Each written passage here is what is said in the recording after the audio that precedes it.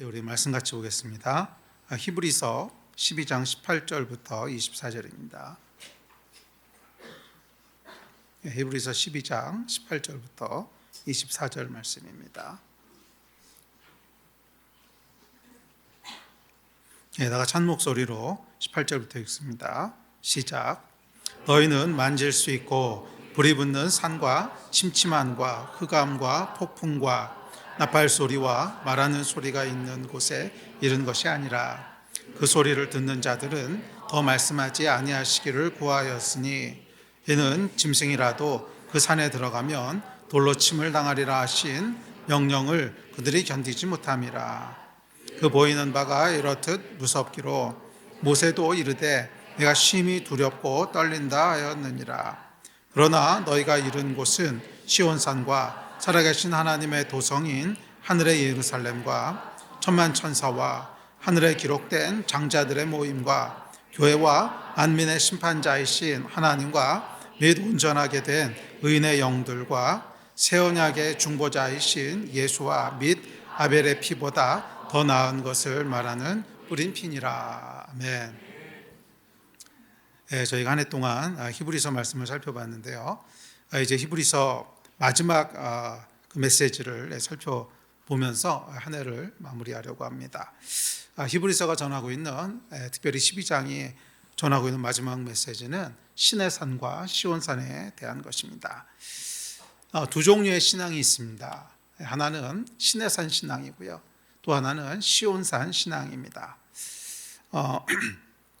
이 산이라고 하는 것은, 유대인들에게 산이라고 하는 것은 그 신들이 있는 곳을 가르칩니다. 특별히 여호와 하나님은 산의 신이라고 믿었기 때문에 이제 산 그러면 하나님이 계신 곳 이렇게 인식하고 있어요. 그래서 시편에도 보면 내가 산을 향하여 눈을 들리라 나의 도움이 어디서 올꼬. 그러니까 그 산이라고 하는 것이 여호와가 계신 곳을 바라보는 뜻이지요. 그래서 산이라고 하는 것은 여호와가 계신 곳, 그것을 상징합니다. 근데 이 성경 특별히 구약에 보면 중요한 두 산이 나오죠. 하나는 뭐죠? 신의 산이고 또 하나는 시온산입니다. 신의 산에 계신 하나님과 시온산에 계신 하나님이 물론 같은 하나님인데 그 하나님을 어떻게 보느냐에 따라서 우리가 느끼는 하나님이 다르다는 거예요. 그러니까 신의 산에 계신 하나님은 어떤 하나님이시냐면 율법을 주신 분이세요. 그 다음에 신의 산에서는 무슨 일이 일어났냐면 모세와 그 백성들이 신의 산 앞에 나갔을 때 어두움과 구름과 폭풍 가운데 두려워서 그 앞에 나아갈 수가 없었어요. 그것이 신의 산이라면 시온산이라고 하는 것은 뭐냐면 영광과 은혜와 축제 가운데 있는, 그게 이제 시온산의 하나님이시죠. 그래서 우리가 이 땅을 살아가면서 예수를 믿고 신앙생활을 하지만 두 종류의 신앙이 있다는 거예요. 그러니까 내가 바라보고 있는 하나님이 어떤 하나님이신가? 신의 산에 계신 하나님이신가? 아니면 시온산에 계신 하나님이신가에 따라서 두 종류의 모습으로 나타나게 됩니다. 이제 그나저나 제 목을 위해서 계속 좀 기도해 주세요. 제가 좀 쉬면 날 줄 알았는데 이게 안 낫네요. 쉬면 낫지 않고 계속 이러는 거 보니까 좀 뭔가 장기화되는 것 같은데 하여간 목을 위해서 기도해 주시기를 바랍니다. 그래서 소리가 계속 안 나오면 이제 그냥 여기까지 사역하라는 걸로 알고 소리가 안 나오는데 어떻게 해요? 그럼 여러분 기도에 달렸습니다.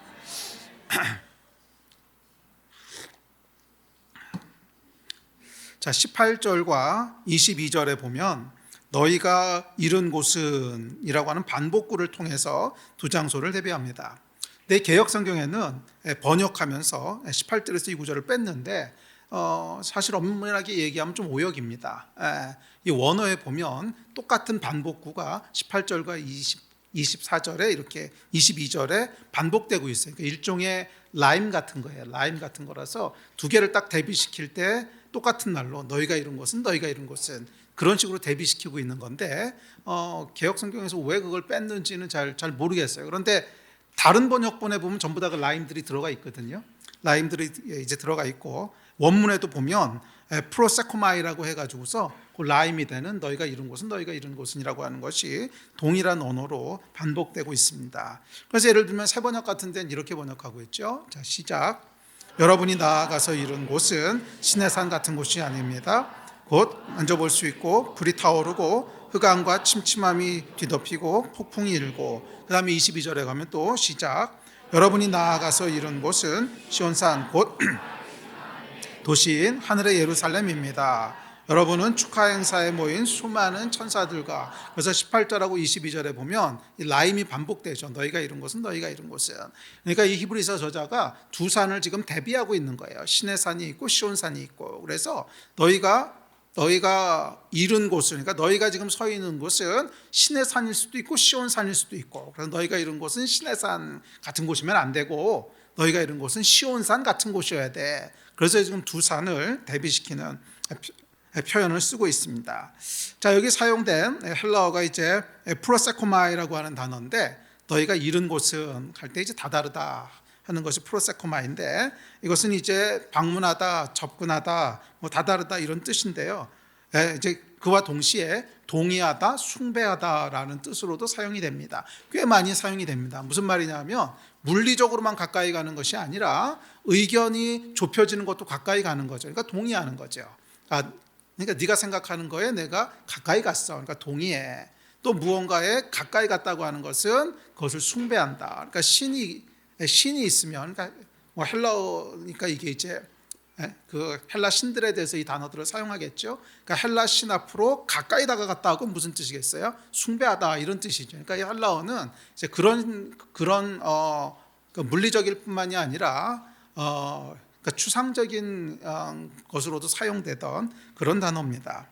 자, 그러니까 무슨 말이냐면 너희가 있는 곳은 신의 산이 아니라 시온산인데, 그것의 의미는 너희가 예배하고 숭배하는 하나님은 신의 산에 계신 하나님이 아니라 시온산에 계신 하나님이다 하는 것을 얘기하려고 하는 거죠.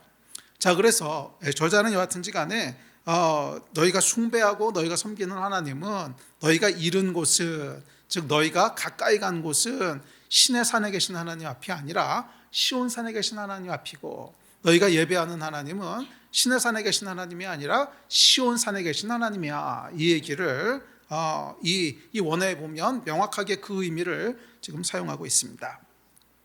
자, 그래서 이 18절과 22절은 신약과 구약의 차이를 대비시키고 있는 거죠. 구약의 대표적인 하나님이 신의 산의 하나님이시고, 신약의 대표적인 하나님은 이제 시온산의 영광 가운데 계신 하나님이시죠. 자, 우리야 뭐 구약 시대를 한참 지나서 뭐 신약 시대가 시작되고 나서도 2000년을 살아왔기 때문에 구약과 신약의 차이가 명백하게 보이지만, 이 신약과 구약이 전환되는 시대를 살았던 초대교회 사람들은요 굉장히 헷갈리지 않았겠어요? 지금 우리가 서 있는 곳이 어딘지가 아마 많이 그러니까 무척 헷갈렸을 거예요. 예수 그리스도의 십자가와 부활로 말미암아 새로운 시대가 열렸는데, 그 시대가 정확히 뭔지, 그 시대의 차이점이 정확히 뭔지 아마 무척 헷갈렸을 겁니다. 자, 그래서 히브리서 저자는 이 새로운 시대, 예수 그리스도가 여신 새로운 시대와 옛 시대의 차이를 신의 산과 시온산이라고 하는 두 산을 그 모티브로 해서 대비시키고 있습니다. 자, 신의 산과 시온산은 이 하나님의 두 성품을 상징합니다. 공의와 사랑. 그러니까 신의 산은 공의를 상징하고 시온산은 사랑을 대표하고요. 또 그로 인한 심판과 구원을 상징합니다. 그러니까 신의 산은 심판을 상징하고 시온산은 구원을 상징하고, 동시에 두 언약을 상징합니다. 옛 언약과 새 언약. 또 이 옛 언약과 새 언약이 대표하는 율법과 은혜를 상징하고 있기도 하고요. 뿐만 아니라 신의 산과 시온산은 두 시대, 구약과 신약 시대를 나타내고, 동시에 두 세계, 보이는 세계와 보이지 않는 세계를 대표합니다. 자, 이뿐 아니라 이 두 산은 신앙의 두 가지 동기인 두려움과 기쁨을 예표하고 있고, 그 결과인 속박과 자유를 보여주고 있습니다. 그러니까 이 신의 산과 시온산이라고 하는 것은 우리 신앙의 거의 전반적인 것을 아우르고 있다고 볼 수 있죠. 지금까지 얘기한 걸 정리해 보면, 신의 산은 공의, 심판, 옛 언약, 율법, 구약시대, 보이는 세계, 두려움, 속박 이런 걸 상징한다면, 시온산은 사랑, 구원, 새 언약, 은혜, 신약시대에 보이지 않는 세계, 기쁨, 자유 뭐 이런 것들을 상징합니다. 그래서 이 히브리서 기자는 이 두 산 중에 너희가 서 있는 곳이 어딘지를 묻습니다. 너희가 이룬 곳은 어디냐? 너희가 선 곳은 어디냐? 신의 산이냐 시온산이냐? 너희의 신앙은 율법에 기초한 두려움이 주관하는 신의 신앙이냐, 아니면 은혜에 기초한 기쁨과 소망이 주관하는 시온산 신앙이냐? 너희는 종이냐, 자유자냐? 너희는 보이는 세계를 살아가는 존재냐, 아니면 보이지 않는 세계도 함께 살아가는 존재냐? 신의 산이냐, 시온산이냐? 그러니까 이 두 산은 어쩌면 우리 신앙의 거의 전반적인 것들을 아우르고 있는데, 하여간 명백하게 그때뿐만 아니라 지금 현대교회도 이 두 라인이 있는 것을 보게 돼요. 그러니까 신앙의 칼라라기보다는 신앙의 라인이 이 시내산 신앙을 살아가는 사람들이 있고요, 시온산 신앙을 살아가는 사람들이 있다는 거예요. 당시뿐만이 아니라 지금도 여전히 그렇습니다. 여러분 어떻습니까? 여러분이 서 있는 곳은 시내산입니까, 아니면 시온산입니까? 시온산 앞에서 살아가는 여러분 되시기를 주의 이름으로 축원합니다. 히브리서의 메시지가 이렇게 마무리되는 게 우연은 아닌 것 같아요.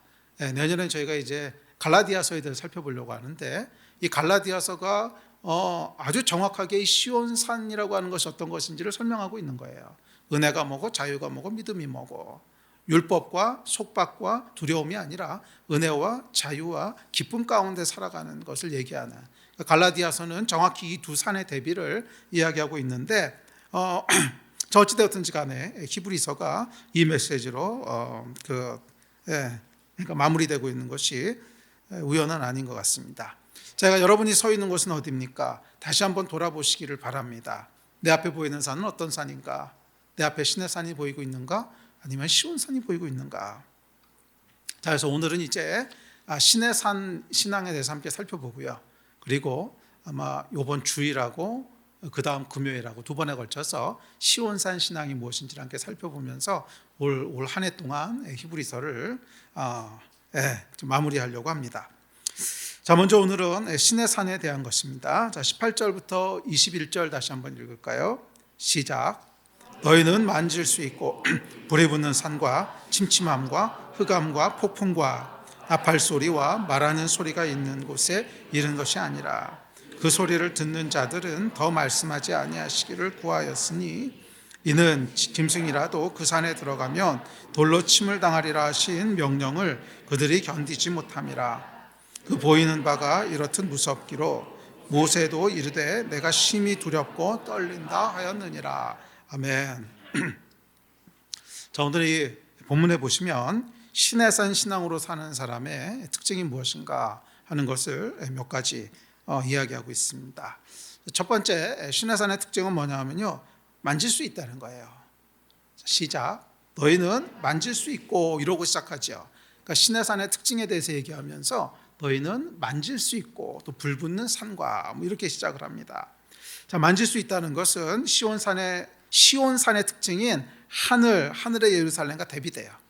그러니까 만질 수 있다는 건 뭐냐면 만질 수 있고 볼 수 있는 물질적인 세계, 땅을 얘기하고 있는 거죠.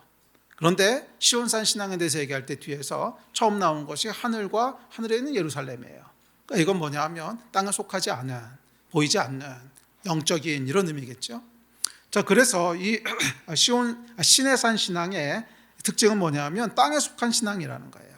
하늘에 속한 신앙이 아니라 땅에 속한 신앙이라는 것입니다. 자, 신의 산 신앙의 첫 번째 특징은 육이 중심이 된 신앙생활입니다.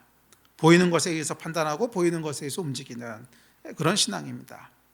자, 신의 산 앞에 있는 사람은 하늘을 보지 못해요. 그러니까 하나님을 믿으면서도 그 눈과 마음은 땅에 고정되어 있습니다. 하늘의 것, 하늘의 도성을 바라봐야 되는데 그렇지 못하고 땅만 바라봅니다. 제 땅을 바라본다고 하는 것을 조금 잘 이해할 필요가 있는데, 땅을 바라본다고 하는 것은 꼭 돈이나 어떤 물질적인 욕심이 있다는 건 아니에요. 이 신의 산 신앙의 대표적인 예가 구약의 율법주의잖아요. 근데 율법주의가 뭐 꼭 돈을 탐하고 물질을 탐하고 이런 건 아니잖아요. 그러니까 땅의 신앙이라고 하는 것이 꼭 어떤 물질을 탐하고 돈을 탐하고 그렇다는 건 아닙니다. 율법주의를 보면 이제 알 수 있는데, 율법주의는 땅에 속한 신앙생활인데, 왜냐하면 율법주의의 본질은 보이지 않는 하나님과의 내적이고 친밀한 관계로 신앙을 규정하는 것이 아니라, 보이는 율법, 해야 되는 일, 하지 말아야 되는 일, 만질 수 있고 컨트롤할 수 있는 일, 그러니까 다시 말해서 몸으로 다 때울 수 있는 일, 그걸로 신앙을 규정한다는 거예요. 이해가 되세요? 그러니까 이 시온산 신앙은 뭐냐면, 뭐 예를 들어서 성령을 받으라, 그거 몸으로 때울 수 없거든요. 그런데 시내산 신앙에서 돼지고기 먹지 마라, 몸으로 때울 수 있어요. 그냥 안 먹으면 돼요. 또 그러니까 안식일을 거룩하게 지켜라. 그러면 안식일을 거룩하게 지키는 게 일을 하지 않는 것이고, 뭐 걸음을 몇 걸음 걷지 않는 것이고, 몸으로 다 때우면 돼요. 몸으로 다 때우면 된다는 거예요. 또 부정한 거 만지지 마라, 안 만지면 돼요. 그러니까 모두 다 몸으로 할 수 있는 일이에요. 그런데 하늘의 신앙은 좀 달라요. 성령을 받아라, 또 하나님을 사랑해라, 뭐 이런 것들은 전혀 다른 종류의 일이에요. 몸으로 때울 수 있는 일이 아니라는 거예요. 몸으로 때울 수 있는 일이 아니라 내적이고 영적인 일들이죠. 그게 이제 기본적인 차이예요. 그래서 왜 제가 이 현대교회 안에도 시내산 신앙이 그대로 있다고 얘기했냐면, 현대교회 안에서도 여러분 이 시도는 끊임없이 이루어지지 않습니까? 결국 우리의 신앙생활을 보이지 않는 내적인 것으로 하려고 그러면 뭐 잘 감이 안 와. 그러니까 해야 될 일, 하지 말아야 될 일로 눈에 보이는 걸로 신앙을 규정하려고 하죠. 그래서 기독교를 뭐로 만들어요? 술 안 먹고, 담배 안 피고, 주일 성수하고, 11조 내고, 다 몸으로 때울 수 있는 일들이에요. 다 몸으로 때울 수 있는, 이게 뭐예요? 만져지는 일, 볼 수 있는 땅에 속한 거라는 거예요. 땅에 속한 거라는 거예요. 그런데 뭐 성령의 내주하심이라든지, 또 하나님과의 친밀함이라든지, 뭐 이런 것들은 좀 결이 다르죠. 그건 몸으로 때울 수 있는 게 아니죠. 뭐 성령 받는 걸 여러분들이 아무로 몸을 가지고 열심히 한다고 해서 성령을 받습니까? 안 되잖아요. 그러니까 이게 하늘의 일들이기 때문에 몸을 열심히 굴린다고 해서 되는 게 아니죠. 그러니까 이 시내산 신앙과 시온산 신앙의 아주 근본적인 차이는 보이는 세계냐 보이지 않는 세계냐, 결국 우리의 신앙의 본질을 어디로 규정하느냐 하는 것이 가장 큰 차이입니다. 그래서 현대교회 안에도 뭐 똑같이 시내산 신앙이 있고 시온산 신앙이 있는 거예요. 그러니까 현대교회 안에 있는 시내산 신앙은 뭐 구약의 율법에 매이진 않겠죠. 그렇지만 우리 시대에 신율법을 만들잖아요. 신율법을 만들어서 예수 믿는 거는 어떤 행동을 하는 거다, 어떤 행동을 하지 않는 거다 하는 걸로 다 규정하려고 하죠. 왜냐하면 그게 쉽고 눈에 보이니까. 그런데 시온산 신앙은요, 눈에 보이는 것으로 하는 일, 하지 말아야 되는 일로 규정되는 게 아니라는 거예요. 우리 영의 상태, 우리 마음의 상태, 그러니까 이게 하늘에 속한 거기 때문에 좀 다른 거라는 거예요. 그 이야기는 또 이제 뒤에 시온산 신앙할 때 더 자세히 다루겠지만, 하여간 현대교회 안에도 여러분 신율법주의가 팽배합니다. 신율법주의가 팽배하고 우리 삶 속에서도 그냥 아차하는 순간, 아차한다고 하는 게 뭐냐면, 내 안에 역사하시는 성령님에 대한 감각을 딱 놓치는 순간 우리도 역시 몸이 열심히 움직이면서 몸으로 때우는 신앙생활을 하는 거예요. 몸으로 때우는 신앙생활. 뭐 대표적인 게 주일성수. 뭐 주일성수라고 하는 행동 자체를 지금 비판하자는 건 아닌데, 주일성수라고 하는 게 뭐예요? 그것을 하는 마음에 대한 것이 지금 중요한 거죠. 마음에 대한 것을 하나님이 받으시는 건데, 뭐 그게 아니라 그 행위 자체를 신앙으로 자꾸 규정하고 싶어하는, 뭐 이게 이제 시내산 앞에서 살아가는 신앙생활입니다. 자, 땅만 보는 이유는 뭐냐면 아주 심플합니다. 내주하시는 성령님이 없기 때문에 그래요. 내주하시는 성령님이 없거나, 아니면 내주하시는 성령님이 계시지만 잠깐 감을 놓쳤거나, 잠깐 감을 놓쳐서 내 안에 성령께서 충만하게 역사하시지 못하고 뭐 그런 상태가 됐거나, 아니면 아예 성령님이 부재하시거나, 뭐 그런 거죠. 그러니까 성령님이 내주하셔야 보이지 않는 영적인 세계를 인식하고 누릴 수 있는데, 뭐 성령님이 내주하시지 않으니까 뭐 하늘은 안 보이는 거예요. 보이지 않는 세계라고 하는 건 인식 자체가 안 되고 땅만 보이는 것입니다. 보이지 않는 세계를 인지할 수도 없고 경험할 수도 없어요. 이것이 인본주의 기독교의 본질입니다. 인본주의 기독교는 뭐냐면, 그 안에 성령의 충만한 내주하심이 없기 때문에, 뭐 성령이 거하시지 않는다고까지 말하는 건 너무 좀 과한지 모르겠는데, 뭐 그 안에도 성령이 내주하시는 사람들이 있겠죠. 하지만 성령의 충만한 역사가 일어나지 않기 때문에 그냥 우리 몸으로 다 때우는 거예요. 몸으로 때운다고 하는 게 무슨 말이냐면, 기독교를 완전히 설명 가능한, 말이 되는 그런 기독교로 설명하고 싶어요. 아니 여러분, 복음은요, 기독교는요, 모든 게 다 설명 가능하면은 그건 가짜입니다. 모든 게 다 설명 가능하면 그건 가짜예요. 하나님이 우리를 창조하셨는데, 우주를 창조하셨는데 우주에 대해서도 아직 우주가 뭐예요? 지구에 대해서도 지금 설명 못하는 것들이 아는 것보다 모르는 게 더 많잖아요. 하나님이 창조하신 그 넓은 우주에 요만한 지구 하나도 다 이해하지 못하고 있는데 뭐 하나님을 다 설명하겠다고 하는 것 자체가 말이 안 되는 일이고, 그거는 가정 자체가 뭐냐면 내가 신을 만들어내겠다고 하는 종교지. 하나님이 우리를 창조하셨다고 하는 믿음에서 시작한다면 기독교는 다 이해하겠다고 하는 것 자체가, 그런 생각을 한다는 것 자체가 사실은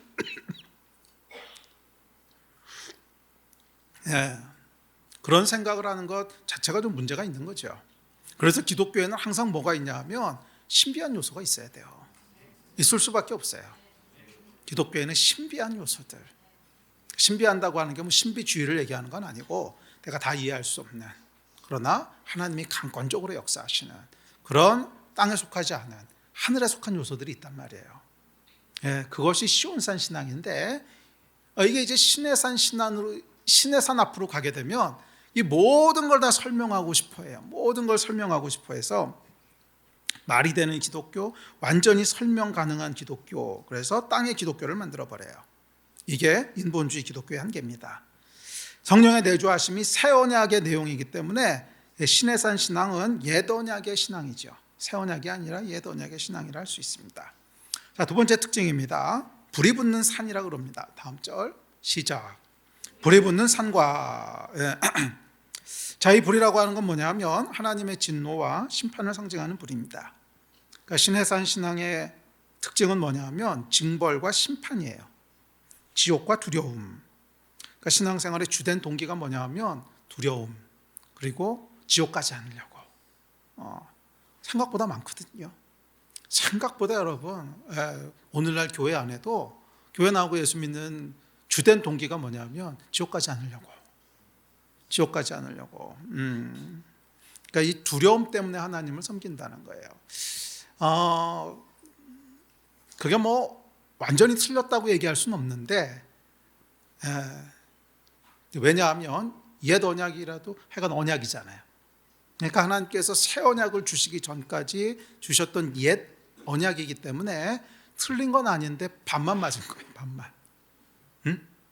반만 맞은 거라는 거예요.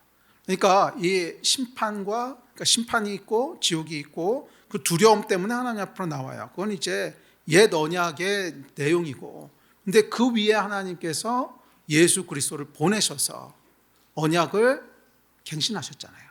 새 언약. 그래서 여기까지 와야 그것이 이제 온전한 믿음인데, 이건 이제 절반짜리인 거죠. 절반짜리 믿음인데, 자, 어쨌거나 신앙생활의 주된 동기가 이제 죄에 대한 두려움, 죄에 대한 두려움이라기보다 심판에 대한 두려움이죠. 심판에 대한 두려움, 지옥 이런 겁니다. 자유가 없고 죄책감이 삶을 괴롭게 합니다. 이 땅을 바라보면요, 죄악이 관영합니다. 그리고 나 역시 그 땅에 살아가죠. 그리고 땅의 법칙은 뭐냐 하면 죄는 반드시 형벌이 있고 대가가 있다는 거예요. 그 두려움과 두려움에서 오는 속박이 있습니다. 두려움이 있으면요, 우리를 속박해요. 왜? 두려우니까 하고 싶은 걸 마음대로 못하지. 그러니까 두려움은 항상 뭐를 가지고 오냐면 속박을 가지고 와요. 그러니까 두려움은 자유를 제한해요. 그럴 수밖에 없죠. 두려우니까 뭔가 하고 싶은데 못하고 주눅들고 쭈뼛거리고, 그러니까 자유를 빼앗기는 거죠. 자, 그래서 이 두려움에서 오는 속박 속에 살아갑니다. 은혜에 의한 자유는 하늘의 법칙이지 땅의 법칙은 아니에요. 그 하늘에는 뭐가 있냐면 자유함이 있어요. 하늘에는 왜 자유함이 있냐면 하늘은 어떤 곳이냐면 하나님이 계신 곳이죠. 근데 성경은 뭐라 그러냐면 다음 절 같이 볼까요? 시작. 주는 영이시니 주의 영이 계신 곳에는 자유가 있느니라. 그러니까 하나님은 영이신데 그 하나님의 영, 하나님의 영이 하나님이시죠. 하나님이 계신 곳에 뭐가 있다는 거예요? 자유가 있다는 거예요. 그래서 하늘은 어떤 곳이냐면 자유가 있는 곳이에요. 그러니까 육체의 법은 두려움에서 오는 속박이고 영의 법은 은혜에서 오는 자유예요. 하늘은 주의 영이 운행하시는 곳이기 때문에 자유가 있습니다. 자, 성령이 내주하시지 않으시면 심판의 법, 그리고 그 심판에서 오는 두려움의 법이 우리를 지배하고요. 은혜의 법은 인식되지 않습니다. 은혜의 법은요, 여러분, 성령이 내주하실 때, 우리 안에 성령이 내주하실 때만 경험할 수 있는 법이에요. 예. 그래서 로마서의 법 뭐라 그랬죠? 죄와 사망의 법에서 생명의 성령의 법이 너를 해방했다 그러죠. 그러니까 이 해방, 자유, 은혜라고 하는 것은 내 안에 내주하시는 성령님이 역사하실 때만 인식이 되고 그때만 누려지는 거예요.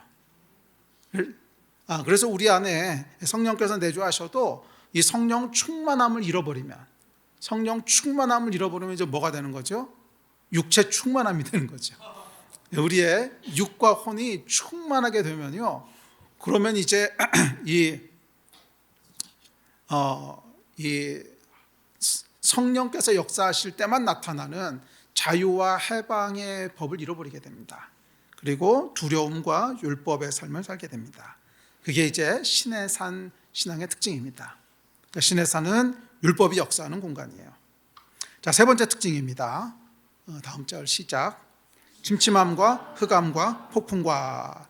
자, 이것은 신의 산의 분위기를 묘사하는 단어입니다. 그러니까 신의 산 앞에 있는 이스라엘 백성의 마음이 이랬다는 거예요. 침침하고 두렵고 암울하고 뭐 이랬다는 겁니다. 자, 신의 산에 기초한 신앙은 율법과 심판, 두려움, 뭐 그게 중심이 된 신앙이기 때문에 그 마음이 침침하고 어둡고 암울합니다. 침침하다는 원어로 그로포스라고 하는 단어인데 깜깜하다는 뜻이고요. 흑암은 조포스라고 하는 단어인데 불투명하다, 뿌옇다 이런 뜻입니다. 그러니까 신의 산 앞에서 살아가는 사람의 마음은 깜깜하고 불투명하고 뿌옇다는 거예요. 이게 깜깜하고 불투명하고 뿌옇면 어떠냐면 생각이 많아집니다. 여러분, 불투명하고 뿌옇면요 생각이 많아져요. 예, 생각해 보세요, 여러분. 이 박스가 있는데 그 박스가요 투명한 유리로 되어 있어요. 그리고 그 안에 보니까 뭐 토끼가 하나 있어. 그러면 생각이 많아질 이유가 없어. 그냥 토끼야. 그럼 끝나는 건데 그게 뿌옇다고 생각해 보세요. 뿌옇다고. 그럼 무슨 일이 벌어질까요? 생각이 많아져요.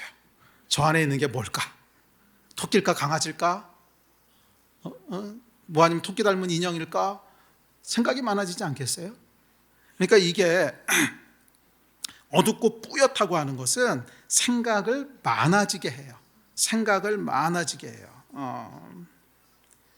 여러분, 이 시온산에 살아가는 성도들은요 생각이 단순합니다. 모든 게 맑고 명확해요. 하나님, 십자가, 은혜, 구원, 영생 모든 게 명확합니다. 왜? 뿌옇고 불투명하지 않거든. 명확하거든. 보이는 게 명확하기 때문에 그렇지, 하나님이 계시지.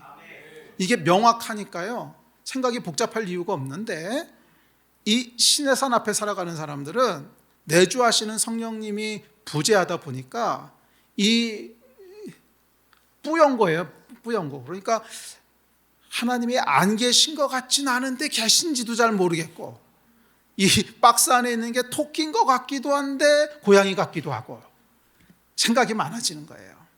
그런데 시온산에서 살아가는 성도들은 투명하거든요. 그냥 내 안에 계신 성령님으로 인하여 모든 것이 명확해요. 그렇죠, 하나님 살아계시고 예수가 하나님이시고 나를 위해 죽으셨고 십자가에서 죄가 사함을 받았고 그래서 우리가 영원한 생명을 누립니다. 복잡할 게 어디 있어요? 복잡이 끼어들 게 어디 있냐고. 그냥 단순하고 명료합니다. 원래 여러분, 진리는요 단순하고 명료해요. 진리가 복잡해지는 이유는 뭐냐면 뿌에서 그래요. 뿌에서 그런 거예요.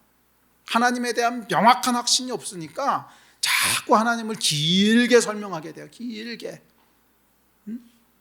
길게 설명하게 되고, 또 천국과 지옥에 대한 명확한 확신이 없으니까 천국과 지옥도 길게 설명을 하면서 있다는 건지 없다는 건지 길게 설명하게 돼. 이게 뭐예요? 다 인본주의 기독교들이 하는 일이잖아요. 말이 길어요. 말이 길고 읽어보면 헷갈려요. 그래서 있다는 거야, 없다는 거야. 그래서 죽고 나면 심판이 있다는 거야, 없다는 거야. 천국 지옥이 있다는 거야, 없다는 거야. 그러면 아니, 없다는 게 아니고 그래도 뭐 천국의 현재성이 어떻고 뭐가 어떻고 말이 길어요. 왜 말이 길까? 헷갈려서. 그렇지, 뿌여니까 그런 거야, 헷갈려서. 성령이 내주하시는 사람은 여러분 뿌여할 게 없어요. 하나님 살아계시고 우리 이 다음에 죽고 나면 부활해가지고 천국 가든지 지옥 가든지 사람은 운명이 정해져 있는 거고, 그걸 뭘 그렇게 복잡하고 길게 얘기해요. 이게 여러분 신의 산과 시온산의 차이입니다. 신의 산은 어둡고 뿌예요. 어둡고 뿌해. 조포스, 뿌옇고 불투명해. 그러니까 생각은 많아지고 그 안에 있는 것은 고양이처럼 생긴 쥐과 생물일 수도 있는데 아닐 수도 있고 뭐 이렇게 얘기하는 게 안 보이니까 그런 거죠. 투명해서 보이면은요 그냥 딱 한 줄로 그거 고양이입니다 하면 끝나는 거지. 그걸 뭘 고양이처럼 생겼는데 크기는 어느 정도인데 사실은 아닐 수도 있고 이랬다 저랬다 뛰고 이 말이 길어지는 것은 안 보인다는 뜻이에요. 진리는 여러분, 진리를 보는 사람은 단순합니다. 그리고 진리는 어떻게 보는 거예요? 내 안에 거하시는 성령님, 내 안에 거하시는 성령님, 그 성령께서 우리의 마음의 눈을 열어서 진리를 보게 하시니까. 자, 그에 비해서 신의 산 앞에 살아가는 신앙은 특별히 인본주의 기독교는 뿌옇고 불투명합니다. 그래서 하나님의 존재에 대해서 말할 때도 복잡하고 길어요. 은혜와 용서도 애매하게 얘기하고요. 구원과 천국에 대해서도 설명이 길고 난해합니다. 그래서 죽고 난 다음에 천국 있다는 건지 없다는 건지 헷갈리게 말합니다. 왜 헷갈리게 말하는지 아세요? 헷갈리라고 그렇게 얘기하는 거예요. 왜? 자기도 확신이 없으니까. 여러분 길고 복잡하게 얘기하는 건요 자기도 몰라서 그런 겁니다. 자기도 몰라서. 자기가 명확하게 보고 확신한 사람은 그렇게 길게 얘기할 게 없어요. 내가 명확히 봤는데 이거야. 그럼 끝나는 거지. 그거를 뭐 길게 설명하는 것은 자기도 모르겠으니까 너도 몰라라 그런 뜻입니다. 왜? 본 게 없거든. 성령이 내주하셔야 하늘이 보이는데 본 게 없으니 애매한 겁니다. 땅만 보고 있으니까 하늘의 것들을 땅으로 설명하려고 합니다. 그러니까 애매해지죠. 성령 안에서 하늘의 실제를 보는 사람들은 단순하고 명료합니다. 자, 그래서 신의 산 신앙으로 사는 사람들의 마음은 불안하고 우울하고 긴장되어 있습니다. 그렇죠. 거기 뭐가 있는지 모르니까 얼마나 불안하겠어요. 잘 보이지 않으니까 불안하고 염려되고 긴장되어 있고 그런 거예요. 성령 없는 신의 산 신앙, 율법에 기초한 신앙의 상태는 이렇다는 거예요. 자, 네 번째 특징입니다. 다음 절입니다. 시작. 나팔 소리와 말하는 소리가 있는 곳에 이른 것이 아니라 그 소리를 듣는 자들은 더 말씀하지 아니하시기를 구하였으니. 자, 이 구절도 잘못 읽으면 조금 난해하게 읽히는데 번역 때문에 그렇습니다. 나팔 소리와 말하는 소리가 있는 곳에 이른 것이 아니라. 그러니까 시온산은 저게 아니라는 거야? 아니요, 저거라는 거예요. 그러니까 너희가 나팔 소리가 있고 큰 소리가 나는 그 시온산에 부름받은 게 아니야. 그 얘기하는 거예요. 근데 이 번역을 하다 보니까 이게 아니라 하는 것이 앞에 붙어야 되는데 또 한국말은 그 서술어기 때문에 뒤로 와야 되고 이제 그러다 보니까 난해하게 읽힙니다. 내가 뜻은 뭐냐면 신의 산은 나팔 소리가 나고 말하는 소리가 있는 곳이야. 그런데 너희가 그곳에 이르면 안 돼. 그곳에 이르면 안 되고 시온산에 이뤄야 돼. 그 얘기를 지금 하고 있는 건데 끊어서 번역하다 보니까 좀 이상하게 읽히는 거죠. 자, 어쨌거나 그런 뜻입니다. 자, 초대교회 백성들이 있어야 할 곳은 신의 산이 아니라 여기 신의 산이 아니라 시온산이라는 거예요. 자, 그래서 나팔 소리와 말하는 소리가 있는 신의 산, 너희는 이곳에 부름받은 것이 아니야 하는 것이 그러니까 원문의 의미입니다.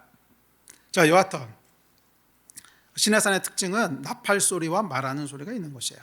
즉 시끄러운 곳이라는 거예요.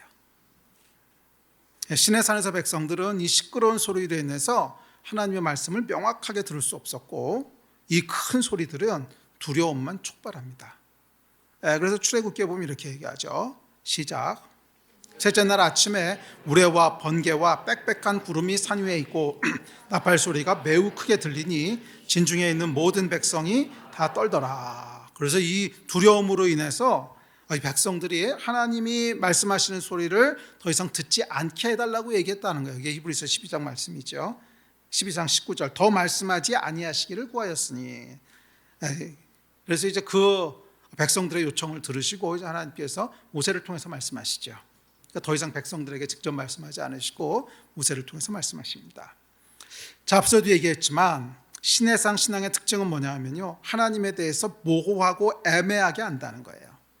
첫 번째 이유는 우리가 좀 전에 앞서 이야기했듯이 하늘을 본 적이 없기 때문에 그래요. 뿌옇고 불투명하니까 그런 거고, 두 번째 이유가 있는데 두 번째 이유는 여기서 말하고 있는 하나님의 음성을 명확하게 듣지 못하기 때문에 그래요. 왜? 너무 시끄러워. 나팔 소리와 큰 떠드는 소리들이 많아서 잘 안 들려.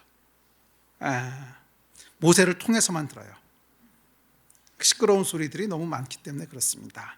자, 이 신의 산 신앙의 특징은 뭐냐면, 자, 신의 산에서는 하나님의 말씀이 선포됩니다. 예? 그렇죠. 율법이 선포되잖아요. 그런데 문제는 뭐냐면 하나님께 충분히 가까이 갈 수가 없어요. 충분히 가까이 가려고 하면 하나님께서 내가 죄로 인하여 너에게 돌진할까 하노라. 짐승이라도 돌로 쳐 죽여라. 그러시잖아요. 그러니까 멀찌감치 떨어져 있어야 돼요.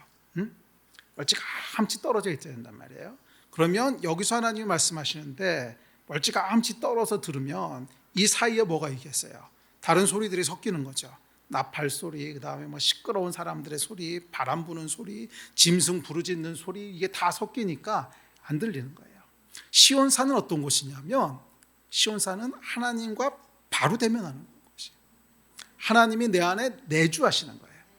그래서 시온산은 하나님과 나 사이에 간격이 없어요. 그러니까 하나님의 말씀이 명료하게 들려요. 그런데 신의 산은 죄로 인하여 멀찌감치 떨어져 있단 말이에요. 그러니까 이 사이에 다른 소음들이 계속 섞여 들어오는 거죠. 자, 그래서 하나님의 음성이 제대로 들리지 않습니다. 온갖 소음들이 다 섞여 있어요. 시온산의 음성은요, 내면의 음성입니다. 하나님과 거리가 없어요. 성령께서 우리 내면에 말씀하시는 소리예요. 그러나 신의 산에는 내면의 음성이 아니야. 죄로 인해서 하나님으로부터 멀찍이 떨어져 있고, 그로 인해서 온갖 소음들이 다 섞여 있습니다. 뭐 세상의 철학, 세상 뉴스, 세상 정치, 사람들의 의견, 나팔 소리와 말하는 소리가요, 너무 많이 섞여 있어요. 자, 시온산에서는 우리 안에 거하시는 성령께서 우리 내면에 말씀하시기 때문에 그곳은 고요해요. 다른 소리가 섞일 게 없어요. 내 내면에서 말씀하시기 때문에 고요해요. 세상과 나는 관계없고 하나님의 음성만 들립니다. 하나님과 가까이 거하기 때문에 그래요. 그러나 신의 산은 달라요. 죄로 인해 하나님께 죄로 인한다기보다는 죄책감으로 인해죠. 지금 우리 신약 시대에는 뭐 죄가 사함을 받았으니까, 근데 죄책감으로 인하여 가까이 갈 수 없어요. 그래서 하나님과 나 사이에 거리가 있고 그 거리에 시끄러운 소리들이 섞입니다. 그래서 명확하게 하나님의 음성을 들을 수 없어요. 자, 그러다 보니 하나님의 음성을 모세를 통해서 전해 듣는 것에 익숙합니다. 오늘날도 여러분, 신의 산 신앙의 특징은 뭐냐 하면 전해 듣는 거에 익숙해요. 저기서 하나님 뭐라 그러시는 것 같은데 뭐라고요? 안 들려. 뭐 그래서 왁작지껄 뭐 세상 소리가 하도 많이 섞여 있어가지고서 뭐라고요? 안 들려. 그러니까 모세를 통해서 뭐라 그러세요? 이렇게 하랍니다. 그럼 아멘. 이거에 익숙한 게 뭐예요, 여러분? 신의 산 모습이잖아. 시온산은 그렇지 않다는 거예요. 시온산은 각 사람이 하나님을 안다 그랬어요. 응? 요한복음에서도 각 사람이 하나님을 안다 그랬어요. 내주하시는 성령님으로 인하여 내 안에 하나님께서 직접 내면의 고요함 가운데 말씀하시기 때문에 내가 듣는 하나님의 말씀이 있다는 거예요. 그런데 신해사는 전에 듣는데 익숙해요. 그래서 뭐라고요? 그럼 풀어 설명해 주는 사람이 있어. 봐요, 지금 제가 목이 이런데도 풀어 설명해 줬잖아요. 하여간 근데 문제는 뭐냐면 뭐 전에 듣든 어쨌든지 간에 하나님의 말씀을 들으니까 괜찮은 거긴 한데, 문제는 뭐냐면 그거에 익숙해지다 보니까 내 안에 말씀하시는 하나님에 대해서는 점점점 거부감을 가져요. 점점점 거부감을. 그래서 성령께서 우리를 통해서 말씀하실 수 있다고 하는 가능성 자체를 접어버려요. 가능성 자체를 접어버립니다. 심지어 성령을 통한 하나님의 음성을 듣는 것 자체를 거부하고 두려워합니다. 그래서 이 신해산 신앙은요, 오직 전에 듣는 말씀, 사람을 통해서 풀어 설명하는 말씀, 또는 조금 열심히 있는 사람은 의문에 기록된 글자 외에는 어떤 성령의 역사도 인정하지 않아요. 이게 뭐예요? 신해산에서 일어나는 모습입니다. 우리가 올해 1년 동안 살펴봤지만 하나님께서 새 언약을 맺으실 때 뭐라 그랬어요? 새 언약을 맺을 때 내가 내 영을 너희 안에 둘 거라 그랬어요. 우리 마음에 두셔서 우리 마음에 하나님의 법을 기록하실 거라 그랬어요. 그러니까 하나님의 영을 우리 안에 두셔서, 하나님의 법이라고 하는 게 하나님의 말씀이죠. 하나님의 말씀을 우리 마음 가운데 말씀하실 거라 그랬단 말이에요. 이게 새 언약인데 여기에 대한 가능성을 다 닫아버리니까 어디 머물게 되는 거예요? 옛 언약에 머물게 되는 거지. 옛 언약에 머물게 되는 거예요. 이게 여러분 인본주의 기독교의 모습입니다. 뭐예요? 내주하시는 성령님의 역사를 계속 제한하는 거예요. 제한. 내 안에 역사하시는 성령의 역사, 그것은 어떻게 보면 설명이 안 되는 신비한 영역에 속한 건데, 모든 신비한 영역에 있는 것들을 다 제거해버리고 싶은 인간의 욕심이, 다 설명이 돼야 되고 다 증명이 돼야 된다고 하는 이 인간의 욕심이 결국 내 안에서 얘기하시는, 내 안에서 역사하시는 성령님의 모든 역사를 제한시켜버려요. 그러니까 뭐 남는 거는 우리서 뭐 전해 듣는 것밖에 없죠. 뭐 책을 읽고 연구를 했든지, 뭐 누구한테 들었든지, 배웠든지, 그렇게 전해지는 하나님에 대한 지식밖에는 없어요. 이거는 여러분 신앙이 아니고 신학이죠. 신학 지식은 생길 수 몰라도 하나님과의 인격적이고 사랑의 관계에 의해서 내 안에 만들어지는 신앙은 없죠. 이건 여러분 시온산에서만 만들어지는 거예요. 시온산 앞에 섰을 때 내 안에 거하신 하나님, 얼굴과 얼굴을 맞대고 보는 하나님과의 관계 속에서 하나님의 은혜와 사랑과 자비와 이 인격적인 하나님의 어떠하심이,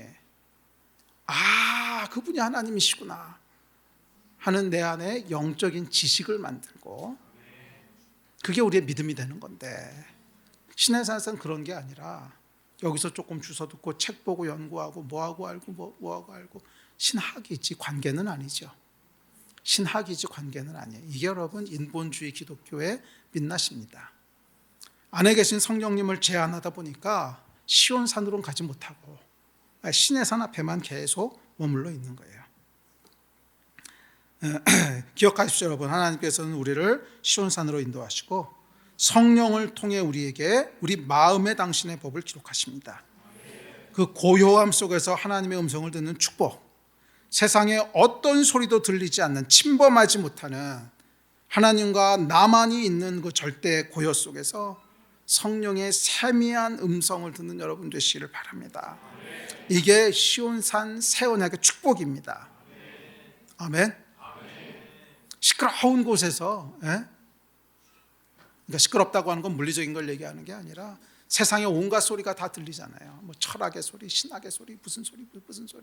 그 시끄러운 소리 속에서, 전해오는 소리 속에서 하나님을 찾는 것이 아니라 내 안에 계신 성령님으로 말미암아 그 하나님이 나를 얼마나 사랑하시고 나를 어떻게 구원하셨고 나에게 어떤 자유를 주셨는가 하는 이 성령께서 내 안에 역사하시는, 그게 시온산의 특권인 거예요. 그게 시온산의 특권인 거예요.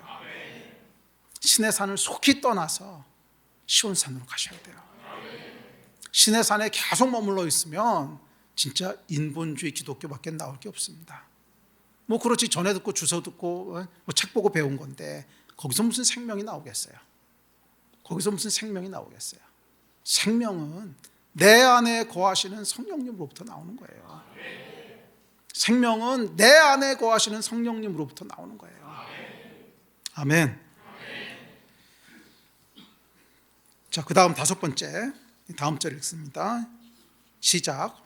이는 짐승이라도 그 산에 들어가면 돌로침을 당하리라 하신 명령을 그들이 견디지 못함이라. 자, 시내산 앞에서는 죽음이 역사한다는 거예요. 짐승이라도 돌로침을 당합니다. 왜? 죄로 인해서. 그러니까 시내산은 우리의 죄가 정죄받는 곳입니다. 죄에 대한 하나님의 진노가 부어지는 곳이고 피냄새가 진동하는 곳입니다. 자, 그래서 시내산 신앙의 특징은 뭐냐면 정죄예요. 정죄. 시온산 신앙의 특징은 뭐냐면 기쁨과 자유예요. 여러분, 현대교회 안에도 제가 두 라인이 있다고 한 게, 이 똑같이 신앙생활을 하고 예수를 믿어도 그 근본이 기쁨과 감격과 은혜인 사람이 있고요, 그게 정죄인 사람이 있어요. 정죄인, 계속 죄책감과 두려움과, 그게 시내산의 특징이라는 거예요. 자, 율법은 여러분 죄를 볼 수 있게는 하지만 그것을 해결할 방법은 없어요. 종교는 여러분 정죄는 하지만 죄를 해결하지는 못합니다. 그렇기 때문에 영적으로 주눅이 들게 되고 하나님의 사랑과 은혜에 대한 확신이 없습니다. 예배 때마다 회개하고 죄를 고백하지만 죄사함에 대한 확신과 감격은 없어요. 왜? 성령께서만 하시는 일이거든. 예배는 여러분, 예배는 그래서 항상 기쁨이 있는 곳이 돼야 돼요.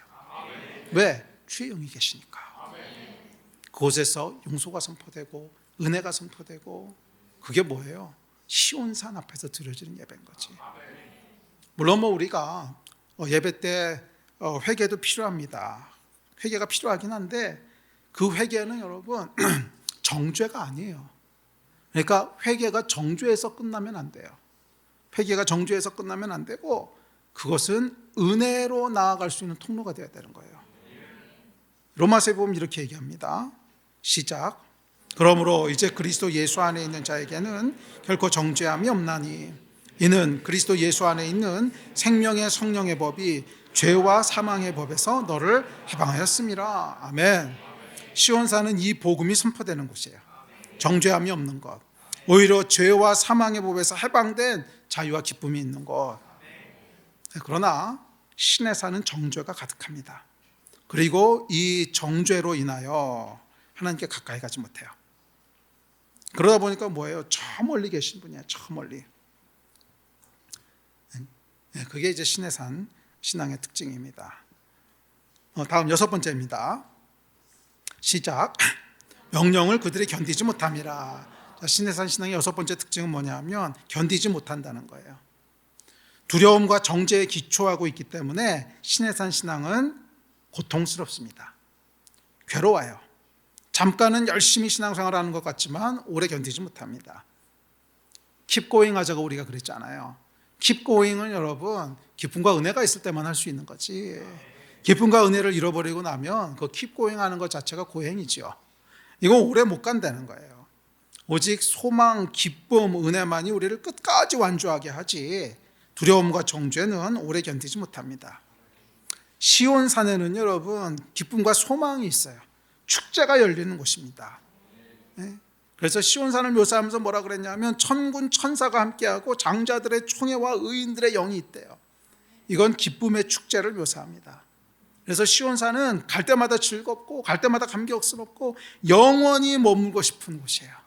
이게 시온산 예배입니다. 그러나 시내산 예배는 그렇지 않아요. 정죄와 두려움이 가득합니다. 그래서 이 시온산 예배를 이기는 방법은 뭐냐면 귀를 막는 것밖에 없어요. 왜? 계속 듣고 있으면 정죄감이 몰려오거든. 그러니까 귀를 막아야 돼. 귀를 막고 안 들어야 돼. 제일 좋은 방법은 뭘까? 졸아. 그래서 여러분, 시내산 예배의 특징은 뭐냐면 졸려요. 왜 졸리냐 하면, 왜 졸리겠어요? 기쁜 소식이 없으니까 졸린 거지. 기쁜 소식이 있는데 졸겠습니까? 내 마음을 막 뛰게 하는 그 은혜가 있는데 졸리겠어요? 졸린 이유는 뭐냐면 내 마음에 기쁨을 주는 게 없다는 거예요. 오히려 정죄만 계속 쌓인다는 거예요. 정죄만 계속 쌓이니까 차라리 안 듣는 게 속 편해. 그래야 견디지. 그래서 뭐가 되냐면 예배가 견디기가 됩니다. 예배가 견디기가 돼요. 지루하니까. 혹시 여러분 신앙생활이 견디기라는 느낌이 드십니까? 그렇다면 내가 서 있는 곳이 어딘지를 확인해 보십시오. 그게 어떤 한 부분의 문제가 아니라 지금 얘기했듯이 굉장히 총체적으로 신앙 전반을 아우르고 있는 거예요. 그리고 그 핵심은 어디서부터 시작되는 거냐 하면 내 안에 거하시는 성령님이에요. 거기서부터 시작하는 거예요. 내 안에 성령께서 역사하시기 시작할 때 전혀 다른 이야기들이 펼쳐지는 거예요. 그 안에 용서와 기쁨과 해방과 그러면서 전혀 다른 이야기들이 펼쳐지는 건데 내 안에 역사하시는 성령님이 없으면 그건 견디기밖에 안 되는 거예요. 만약 여러분 안에 예배가 또는 신앙생활이 견디는 것 같은 느낌이 있다면 오늘 다시 시온산으로 가는 여러분 되시기를 바랍니다. 아멘. 우리 안에 성령께서 역사하시는 날이 되기를 바라요.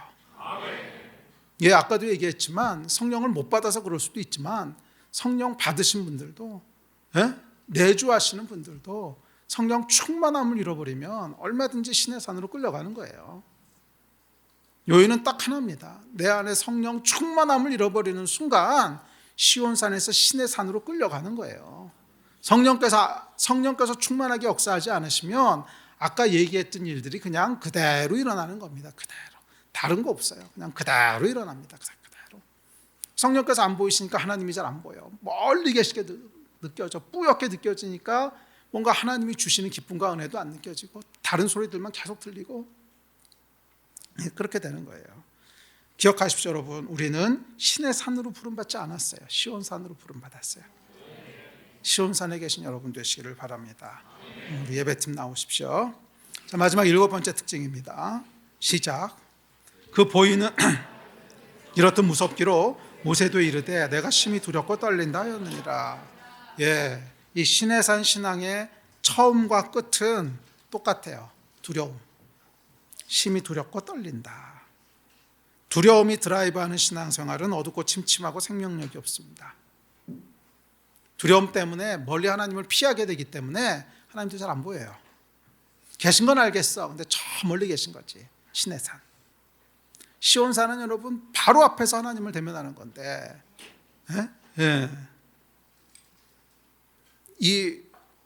멀리 하나님이 계시다고 느껴졌기 때문에 잘 안 보여요. 그리고 그 사이를 나팔소리와 큰 소리가 섞여서 채웁니다. 내주하시는 성령의 역사가 없을 때 우리는 신의 산으로 끌려가게 됩니다. 아니요, 우리가 있어야 될 곳은 시온산입니다. 우리가 있어야 할 곳은 하늘의 도성이고 새 예루살렘이에요. 장자들의 총회와 하나님의 영광이 있는 곳, 의인의 영, 자녀들이 함께 모여 예배하고 축제하는 그곳이 우리가 부름받은 시온산입니다. 시온산 앞에 살아가는 여러분 되시기를 바랍니다. 성령의 역사가 없을 때 우리의 모든 인지는 땅에 머물게 되고요. 이 땅은 죄와 심판, 정죄가 두려움이 가득한 곳이에요. 하늘을 볼 때 자유와 기쁨과 소망이 생기는 겁니다. 혹시라도 여러분 신의 산 앞에 서 계십니까? 마음을 잘 들여다보십시오. 어둡고 침침합니까? 아니면 밝고 환합니까? 생각이 많아집니까? 아니면 단순해집니까? 성령이 내주하시는 사람도 성령 충만함을 잃어버리면 여러 가지 이유로 유혹 때문에 그럴 수도 있고 환난 때문에 그럴 수도 있고 질병에 걸릴 수도 있고 하여간 성령 충만함을 잃어버리면 신의 산으로 끌려갑니다. 그리고 신의 산으로 끌려가게 되면 앞서 얘기했던 그 모든 신의 산의 특징들이 다 우리 삶에 작동하기 시작하는 거예요. 여러분, 괴롭지 않습니까? 정말 저주지요. 이미 예수께서 우리를 죄와 사망의 법에서 해방하셨고, 이미 하나님께서 새 언약을 통해서 우리 안에 성령을 주셨고, 그러면 여러분, 이 성령을, 새 언약을 잃어버리지 마세요. 새 언약을 놓치지 마세요. 끝까지 성령을 붙잡고, 끝까지 내 안에 성령의 충만하신 애들을 사모하고, 시온산 앞에 서 있는 여러분 되시기를 바랍니다. 혹시 여러분 주위에 시내산이 보이는 것 같다. 난 지금 시내산 쪽으로 끌려가는 것 같아. 그렇다면 떠나셔야 되는데, 어떻게 떠나셔야 되냐면 외부에서 일어나는 일들이 아니라 내 안에 있는 성령님께 집중해야 돼요.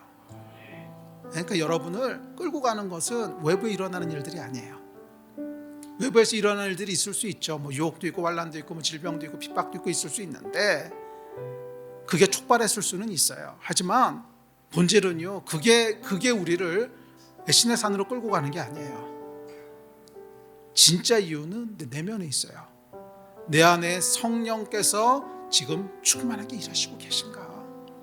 이유가 무엇이든지 간에 내 안에 성령의 충만함을 잃어버렸기 때문에 신산으로 끌려가는 거예요. 왜요? 외부에서 일어나는 일들은 어차피 우리가 컨트롤 못합니다. 그렇잖아요. 외부에서 일어나는 일들은 어차피 우리가 컨트롤 못하는 거란 말이에요. 그러니까 그거 바라보고 있으면 마음이 더 침울해지고요, 마음이 더 누워지고, 그건 어디 특징이라고요? 신의 산. 점점 신의 산에 가까워지는 거예요. 그거 바라보고 있으면 안 되고 우리의 시선을 어디로 돌려야 돼요? 시온으로 돌리는 거야. 시온. 맞아, 하나님이 계시지. 그 영광과 그 사랑과 그 은혜와 내 안에 거하시는 그 성령님, 글로 다시 우리의 시선을 돌려야 돼요. 환경을 바라보고 내면을 바라보고 이러고 있으면은요, 끌려가. 시온산의 시선을 고정하십시오. 우리 하나님께 시선을 고정하고, 그 영광과 그 은혜에 우리의 믿음의 시선을 고정할 때 우리가 시온산에 발을 디디게 되는 거예요. 신의 산으로 끌려가는 여러분들이 있다면 오늘 우리의 시선을 다시 돌려서 시온에 계신 하나님의 영광, 내 안에 거하시는 성령님, 그분께 여러분의 시선을 고정하는 생각을 여러분 좀 단순하게 하세요. 생각을 좀 단순하게 해요. 하나님 살아계셔. 이거를 단순하게 믿으면 여러분 다 뛰어넘을 수 있거든요. 하나님 살아계셔. 생각을 좀 단순하게 하세요. 생각을 복잡하게 하면 그걸 어디 있는 거라고요? 그 신의 산 앞에 있는 거예요. 생각을 복잡하게 하면 신의 산 앞에 있는 거예요. 그거 빨리 끊어야 돼요. 딱 끊고 단순하게 하나님 살아계십니다. 하나님 살아계십니다. 하나님은 좋으신 분이십니다. 이거에 딱 우리의 시선을 맞출 때 우리가 다시 시온산 앞에 서게 되는 줄 믿습니다. 시온에서 살아가는 여러분 되시길 주의 이름으로 축복합니다. 우리 일어나서 같이 기도합시다.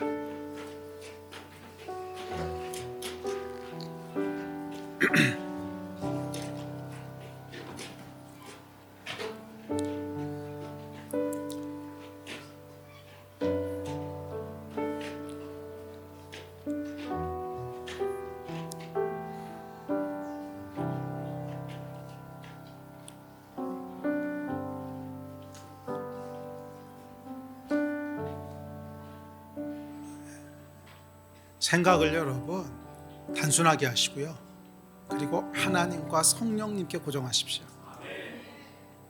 제가 시작할 때 농담처럼 얘기했지만 제 목소리가 지금 정말 안 좋거든요. 들어보시면 알겠지만 어떨 땐 대화가 거의 어려울 정도로 목이 잘 안 나오는데, 좀 쉬면 날 줄 알았는데 한 달을 얘기를 안 하고 쉬었는데도 이게 안 나요. 그런데 진짜로 염려는 하나도 안 되는 거 아세요? 염려는 하나도 안 되는. 이게 목사는 여러분 소리가 안 나오면 끝나는 거거든요. 그렇죠? 소리가 안 나오면 끝나는 거죠. 목회를 어떻게 하겠어요? 근데 정말 염려는 일도 없고요. 소리가 안 나오면 어떡하지? 그러면 고기까지 하라는 말씀이지. 할렐루야. 고기까지 하라는 말씀이지 뭐긴 뭐겠어요. 하나님 살아계신 것만 알면요 염려할 필요가 없어요. 그냥 안 되면 오케이 여기까지 하라는 거고, 되면 더 하라는 거고. 하나님이 살아계시고 하나님이 계획이 있으신데 뭐 실수하시겠어요. 생각을요 그냥 좀 단순하게 해야 돼요. 단순하게. 생각 복잡하게 하면요 결국 믿음에서 파산합니다. 생각 복잡하게 하면 신의 산으로 가는 급행열차 타는 거야. 생각을 단순하게, 하나님 살아계시고 하나님 나를 아시고 하나님 나를 살아가시고, 그러면 끝나는 거지 뭘. 그 다음에 뭘 자꾸 생각해요. 아멘. 단순하게 믿음으로 살아가는 여러분 되시길 바랍니다. 우리 함께 기도합시다. 우리 기도할 때 혹시 여러분 생각이 복잡하거나 염려가 있거나 불안하거나 그러신 분이 있다면 오늘 기도하십시오. 성령님 오늘 내 안에 역사하셔서 나를 시온 산으로 이르게 하여 주십시오. 나를 시온으로 이르게 하여 주셔서 우리 하나님으로 가득 채워진 그곳에 들어가게 해 주십시오. 위를 봐도 하나님, 왼쪽을 봐도 하나님, 오른쪽을 봐도 하나님, 하나님만 보이는 곳이 시온산이잖아요. 신의 산은 돌아보면 보이는 게 너무 많어. 그러니까 생각이 복잡하죠. 하나님만 보이는 곳에 들어가게 해 주십시오. 오늘 이곳에 성령의 강권적인 임재로 함께하여 주셔서 사방을 둘러봐도 하나님만 보이는 역사가 있게 하여 주시고, 사방을 둘러봐도 하나님만 인식되는 역사가 있게 하여 주십시오. 아멘. 우리 이 마음 가지고 주여 세 번 부르짖고 잡심해서 기도하시겠습니다.